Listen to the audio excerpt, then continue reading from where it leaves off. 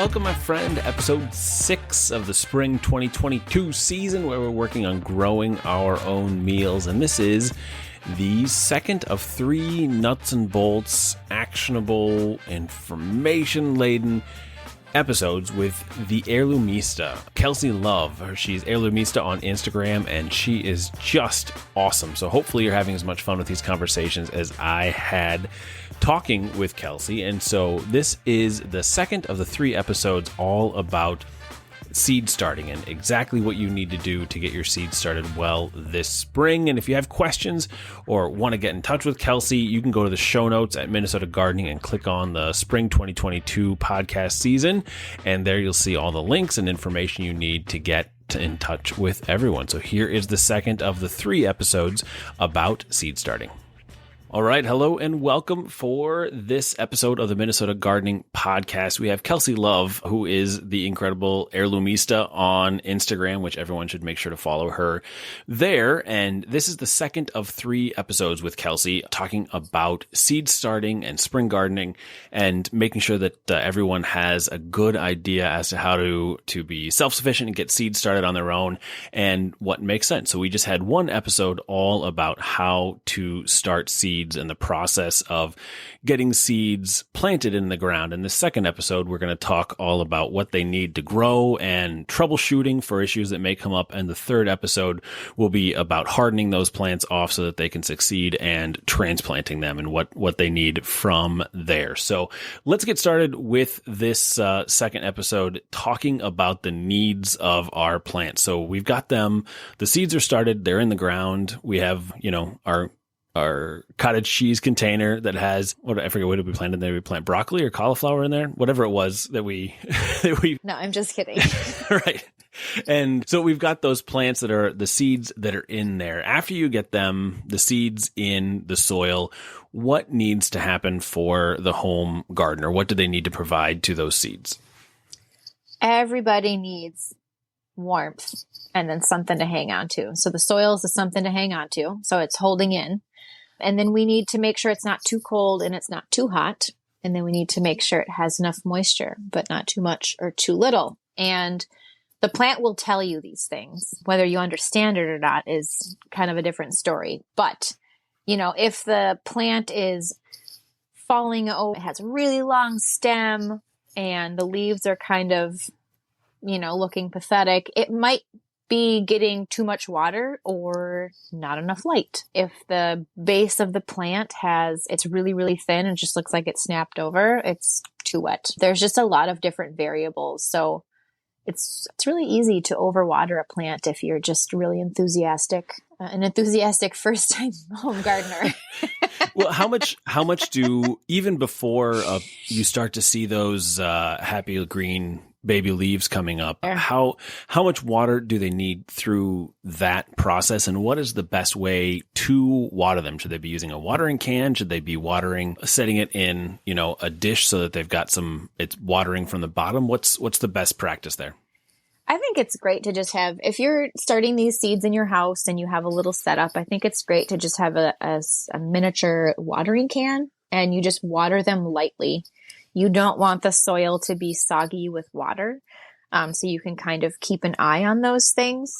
And depending on how big of a container that you're planting in, like if you are using the yogurt container, it's totally fine to stick your finger in that soil and see how it feels. Like if it feels soggy wet, don't water it for a day, and if it's dry and kind of crunchy, you can rehydrate it and do that slowly. Just a little bit of water a few times a day until it gets to the right moisture, which should just be moist but not wet. And I know that's really hard to explain on a podcast, but the more you do it, you'll get a feel for it. Or even in the houseplants that you have at your house right now, if you just stick your finger in the soil, you can tell is this dry and crunchy or is this like way too wet? Nobody likes to be really on either end of the spectrum in the vegetable department. And I also want to just make sure to reiterate that if you're using a container that's reusing a container, which is wonderful, you have to make sure to poke holes in that so that excess water can drain out and making sure that that doesn't stay too wet in there. And can you just explain what, like when I mentioned earlier, watering from the bottom, like what does that mean? What does that entail if you're using like a flat with 6 packs of seeds that are growing in there? Sure. I don't typically water from the bottom unless I've made a big mistake and I need to slowly rehydrate a plant, because it's generally, for most people, it's really easy to put your flats in a water and forget about it, and all of a sudden it's too soggy and it's too wet. I'm curious, like what you bottom water from. Yeah, that's the way I do it, because I tend to get a little too aggressive with with a lot of different things. So it works best for me to make sure. So what I do is I just take a pitcher of water and a half inch, quarter inch of water in the flat that's the 6 packs are sitting in. Mm-hmm. And I'll put photos of this all in the show notes so people can see how we're doing this. And maybe Kelsey, you can give us some photos of how your setup is as well, so we can put those in the show notes. And with that, I just let it sit there. And then once it has sat there for 20, 30 minutes, and then I drain the water out from underneath so that they're not sitting in water. And that makes sure that they get the water that they need without getting too much water. And it's a lot easier for me to be kind of to do that on a schedule, because if I don't do some things on a schedule, then I tend to lose it a little bit and this is not be as consistent as I need. Right. So watering from the bottom is great. It's the natural way for, roots to be soaking up moisture. It's just if you don't have a schedule and you're forgetful, it's a great way to get your plants too wet. But I think that's great. Like, you have a schedule that you do and you say X amount of minutes and then I'm going to pour it out so it's not overwatered. I think that's fantastic. I know that I personally wouldn't be able to commit to something like that. Yeah, and my scale is small enough that it that it works for us. And I think that's another good point, is that all of these things they can evolve and change for whatever a home gardener is doing and what works best for you and your life. And these things shouldn't be onerous. They shouldn't be hugely time consuming. They need to fit into your life, or else it's just not going to be successful. Right. I think it's really important to recognize that. And even on a, production scale, there are things that I do very differently from other farmers, because I know it's a system that I can commit to. And sometimes it's weird, and sometimes it's like, oh, why am I not doing that? But it's really like you have to do what works for you in order to be consistent in your home garden. So for you, you have a great system that works with watering your flat because you can commit to it. And I think it's great. And I'm sure the plants are super healthy that way. Yeah, it works. But the important part is pouring out the excess of water. Yep, exactly. That's got to happen. So let's talk about heat now. So if we're still before our little seedlings are poking their heads up above the soil, what do they need for are heat mats required for germinating seeds, or what do people need to do that way? Sure. So if you haven't heard of a heat mat, or a seeding mat, it's like a little mat that you stick underneath all of your trays and you plug it in, and it keeps it a certain temperature, which is, I think, generally 10 degrees above room temperature. So it's probably around like 75 or 85. Is that right? And it's a great way to create a really consistent temperature for the seeds. And so it doesn't really fluctuate. It's not necessary. I'm a firm believer in seeds, and plants have a will to grow, but it's also really exciting to be able to get them to germinate sooner, especially when you're growing on a field scale, or if it's just the dead of winter and you really need some, sign of life. It's a really reliable way to start seeds. They all need warmth, water, and light, though, or light eventually. So the seed mat is a really, like I said, reliable way, but it's not necessary. Maybe for peppers and things like, especially the hot peppers, seed mats are helpful to encourage a consistent germination, but not necessary. It's just kind of a bonus. Exactly. And so let's say that our happy little plants have started to poke their heads up above the soil. And so you got babies now, and everybody's thrilled and super happy to see them there. What are the things that we should be worried about let's start with light at this point? Like what are the light requirements for our plants to be successful? The more, the better. So some people have setups in their home where they have like a light where they can use like a grow light. You can buy these. I know there's a store in St. Paul and there's one in Minneapolis that sell like urban gardening supplies where you can use extra light to make sure that it's consistent. You can put them on a timer so you know your plants are getting, 14 hours of daylight a day and at a consistent strength. But you don't need all of that to start plants in your house. You can just put them by a south-facing window, a really bright window. The closer it gets to spring is better to start your seeds. If you're doing it right now, it's too early and it's just not going to get enough light. And the plant will tell you that by being what we call leggy. So it'll grow really, really tall, but it won't have enough light to grow big leaves. Does that make sense? Yeah, absolutely. And actually, I just need to step back just a second. You see before, and maybe even while after seeds germinate, you'll often see the clear plastic seed domes over the top of plants. Is that something that people should be using, and when is that appropriate for things? Yeah, that's very helpful for the germination process because it keeps the moisture and a little extra warmth in there. But once they germinate, I would absolutely take those clear domes off just to make sure that it can start self-regulating more or less. We don't want it to be too moist in there because that may stimulate fungus to overgrow. There's different, fungus and all kinds of different things in the soil already, but we want to make sure that it stays in check and doesn't get a wild hair and start taking over because generally too much moisture and warmth will bring out all the things like fungus. I don't know if that's the direction you were going in this. We're going to get there for sure. Yeah, we've got to cover fungus and all the issues that could come up for folks and how they check them out. But So with that, so after the plant has sprouted, we pull that seed dome off of there, so that they can breathe and get air. And then how often after the plants start growing do they need to be watered still? And is that something that you need to water more often or less often, or what's the cadence there? Yep. So the bigger the seedling gets, the more it's going to need more water. I know in the greenhouse, we water twice a day. If it's super hot, it's going to be, the plant will be cycling through more water. So we need to water it more. And on cloudy days, we only do it maybe once. It all comes down to, is the soil too moist or too dry? Is it okay? And then also looking at the plant to see if it's upright and looks sturdy and strong and are its leaves, this is hard to explain on a podcast.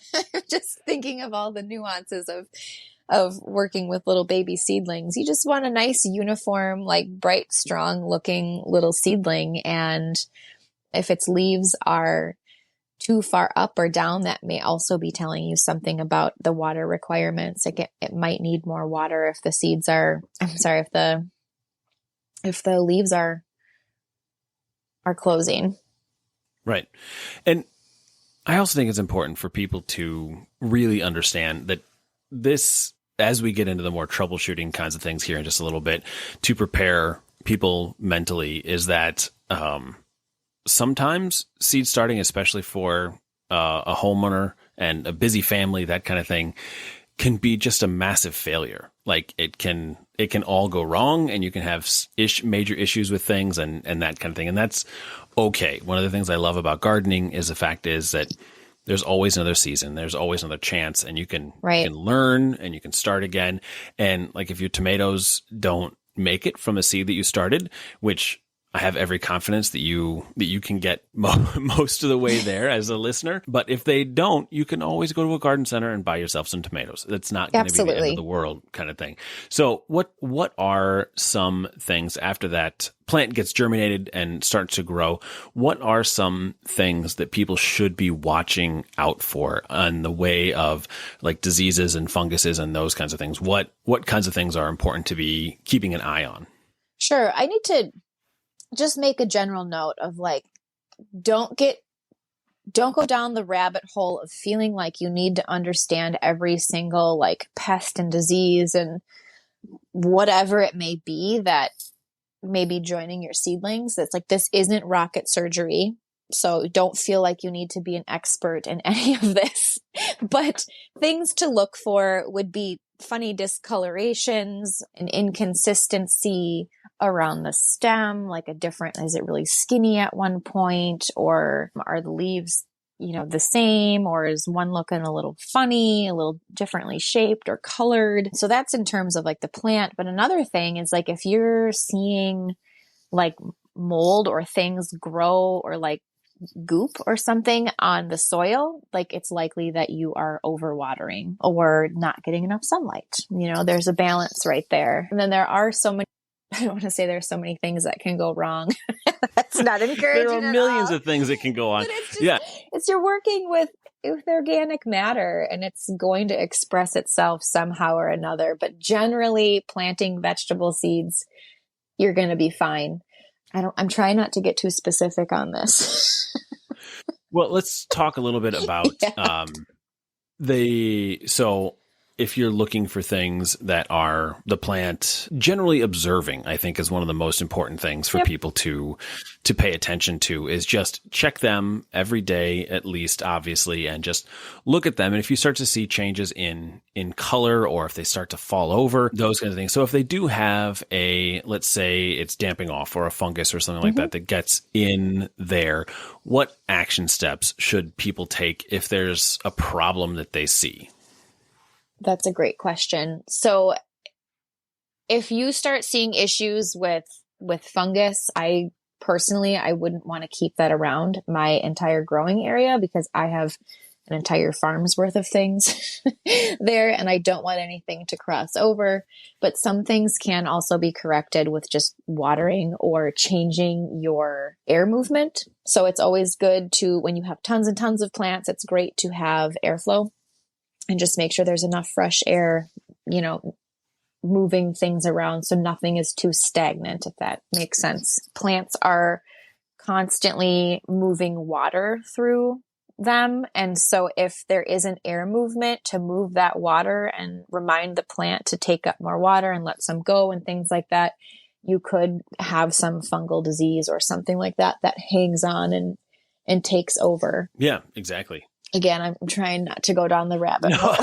I very much appreciate that. I just so all the listeners know, I before we start the podcast, I give our guests general, marching orders that we don't want to go too technical. We want to make sure to stay accessible for everything. And so with some folks who are, it's a little more challenging when we've got things like this, where there are different choose your own adventure, 1,000 different choose your own adventure kind of paths that we could take with seed starting. So I just appreciate that. So let's move to lighting. And as those plants start to grow, if let's just say you're in a south facing window and your tomatoes are stretching to reach toward the window and that kind of thing, what should people do at that point?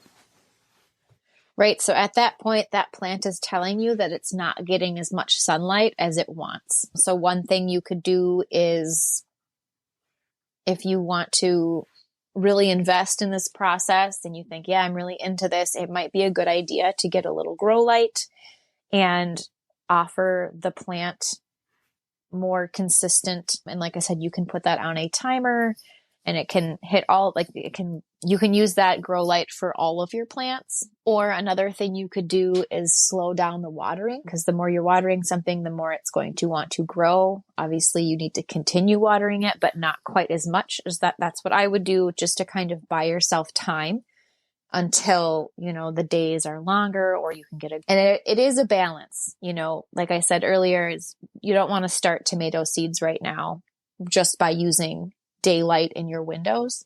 It's too early. There just simply isn't enough light to grow vegetables right now, which is why starting in March is like a standard time for Minnesota or like northern growers. There are things that can, around that time of year, there's more daylight. Yeah, did that answer that? Yeah, it absolutely did. And people can grab, grow lights don't need to be fancy whatsoever. If you go online, you can see just insane setups of grow lights, and that can cost hundreds and hundreds of dollars, and you don't need that whatsoever. You can, a lot of local hardware stores, if you have an Ace, True Value, a lot of them will have grow lights there available, and you can get LED, you can get fluorescent, you can get a variety of different things, which will absolutely work. And so as those plants are growing, how do you know if you're keeping that light close enough to the plants? Should you move it up and move it around? What should happen with that light as your plants are growing? Yeah, that's a great question, because this is something you'll learn right away. So with a grow light, you want to make sure that it's close enough to the plant. So well, first of all, you don't want it too close so it burns it. And then if it's too far away, the plant will continue growing up, up, up, reaching the light. So the point of the light is to facilitate photosynthesis, which happens in the leaves. So you want to, if you are starting, if you have like a flat of tomatoes that you're starting, I would say it's good to have the light a few inches off of the tomatoes, the leaves, just a few inches, and then you adjust it as the plant grows, and you will know if if the leaves start to have a funny texture or discoloration, it's probably too close, or if it's too far away, your plant will continue growing toward the light. And it's just by trial and error, figuring out what that sweet spot is for you. And then also your plant is growing, so you adjust it as you go. And every light has a different power to it, as they have very different amounts of light that they put out, and so lights will vary greatly as to how far from the plant. So it's another one of those things where you need to just figure it out, and as you do this a few years in a row, you will start to get used to your equipment and used to the plants that you're growing, and you'll be able to see, like, you'll know what that plant should be doing. And you can't expect your first year of gardening to really have a good feel for what all these things are going to do. You kind of have to go in and experience it and be part of that growth cycle. Absolutely. And I don't really use grow lights, but so I feel funny even advising people on them. I have briefly used them in the past, but it's not something I use anymore. But it is something, like you just said, you'll kind of figure it out after a couple of seasons of what works and what doesn't. And it's nothing to be afraid of, because it can all be adjusted. Exactly. And so as we've got these little plants that are starting to grow and become toddler plants, I guess is the best way to say that. Are there any other things that we should be really watching for? Do we need to be fertilizing these plants? What needs to happen that way for getting these things started strong? Sure. I'm not one to fertilize seedlings. I know some people do, because they want to keep growing and they want them to get really big quickly.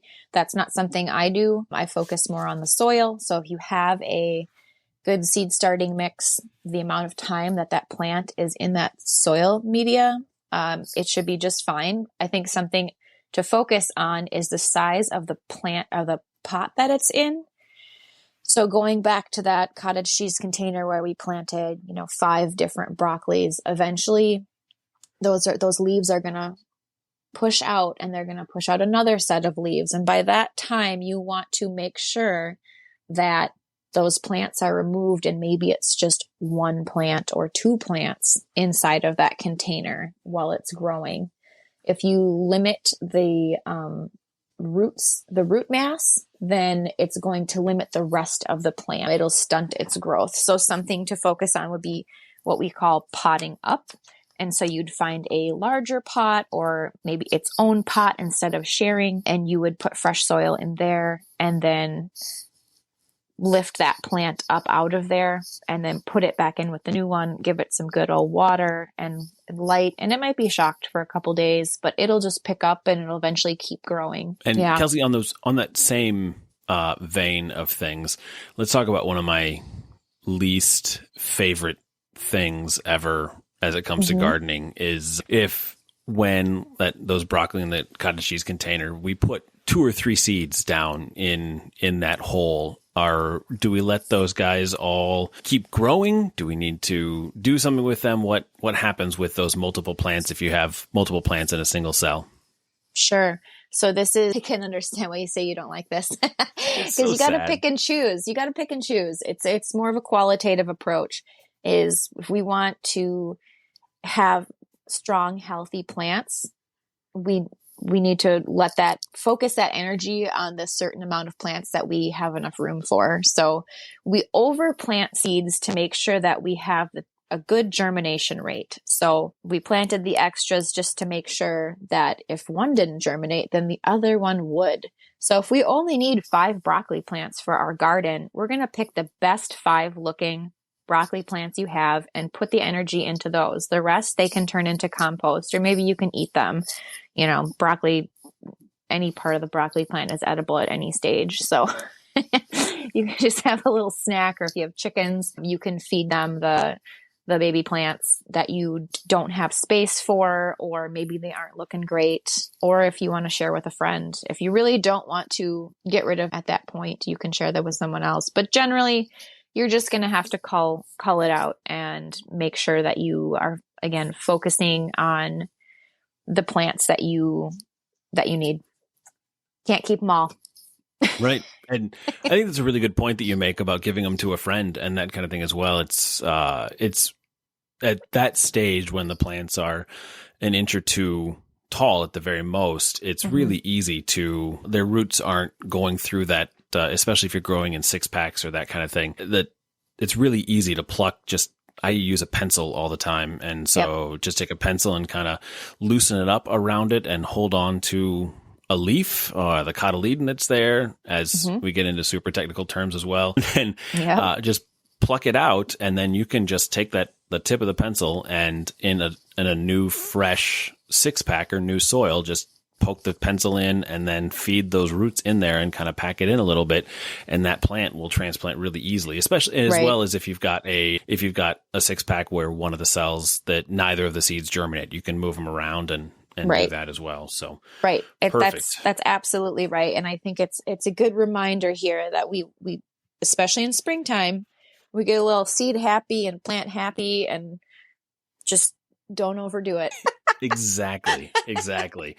Perfect. And so as that leads us into our next episode, where we're going to talk about what we need to do next with our toddler seedlings here. If you missed the first episode with Kelsey Love, make sure to go back and listen to that one as well, all about getting seeds started. And Kelsey, thank you so much for all of the incredible information you've been sharing with everyone, and we'll see everyone in the next episode.